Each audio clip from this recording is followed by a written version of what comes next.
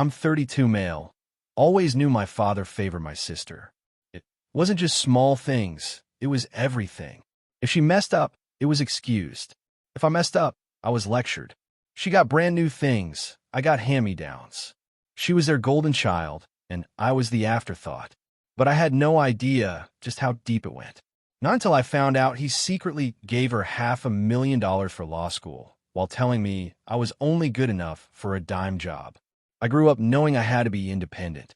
My parents never saved for my college, never offered a dime to help. I worked 2 jobs while studying, surviving on instant noodles and black coffee. Meanwhile, my father always claimed he just didn't have extra money whenever I asked for help with tuition. I believed him. Then, one night at a family gathering, I heard something that made my blood run cold. I was in the kitchen grabbing a drink when I overheard my father talking to my uncle in the next room. Of course, I helped her, he said, practically bragging. I gave her $500,000 for law school. She deserves the best. I froze. Then my uncle asked, "And what about your son? Didn't he go to college too?" My father laughed. "Him? Please. He's only good enough for a dime job. He got what he deserved." I stood there, gripping the can in my hand, so hard it almost bent. I had struggled through college, working myself to exhaustion. I had gone to bed hungry more nights than I could count. I had earned my degree through sheer determination. And the whole time, my father had been sitting on a mountain of money for her. I confronted them that same night. My father didn't even look embarrassed. If anything, he was irritated that I had the audacity to bring it up. "She's going to be a lawyer," he said, waving me off like I was a child. It was an investment in her future. And me? I asked, my voice shaking. I didn't deserve any help. Before he could answer, my sister, sitting smugly on the couch, smirked and said, "You need to be practical, bro. You're not lawyer material." It wouldn't have been a good return on investment. I don't know what I expected. Maybe an apology. Maybe some regret. Instead, I got that. I walked out that night and cut contact. Years passed. I worked my way up in my field, built a stable career, bought my own home. I wasn't rich, but I was comfortable. And most importantly, I was free from them. Meanwhile, things weren't going so well for my father and sister. My father had always been reckless with money, convinced he was some financial genius. Then the market crashed, and his bad investments finally caught up to him. His money started disappearing fast. And my sister? Turns out, throwing $500,000 at someone doesn't make them a good lawyer.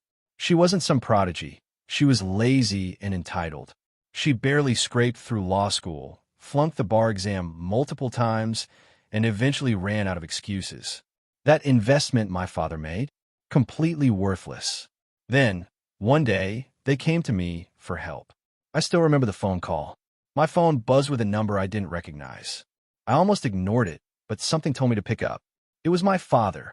His voice was different. No arrogance. No lecturing tone. Just desperation. He started with small talk, pretending like nothing had ever happened. I let him ramble before cutting him off. "What do you want?" He hesitated. Then, with a sigh, he finally admitted the truth. "We're in trouble. Your sister's struggling, and I made some bad decisions. We need help." I leaned back in my chair, savoring the moment. "Help?" I repeated. "Yes," he said quickly. "We need some financial support to get back on our feet. Your sister needs help with her law career, and I almost laughed. After all these years, after everything they had done, they had the nerve to ask me for money? Then my sister got on the line. "Come on, bro," she said, like this was just a small favor. "We're family. You should be helping us." I could hear it in her voice. She still thought she was above me. Like this was just a temporary setback before she went back to being the golden child. That's when I decided to hit them where it hurt. "You know," I said slowly, "I think you need to be practical." Silence. "What?" she snapped. "I mean, let's be real," I continued. "You failed the bar multiple times. Maybe law just isn't for you. It wouldn't be a good return on investment." She gasped like I had slapped her. My father started sputtering in the background, but I wasn't finished. "And as for you, Dad," I said, "I seem to remember you saying something about people only getting what they deserve." He went quiet. "So, I guess you got what you deserved." And with that, I hung up.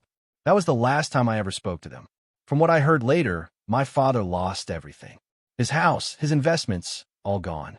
He had to move in with a distant relative, a far cry from the lavish life he used to brag about.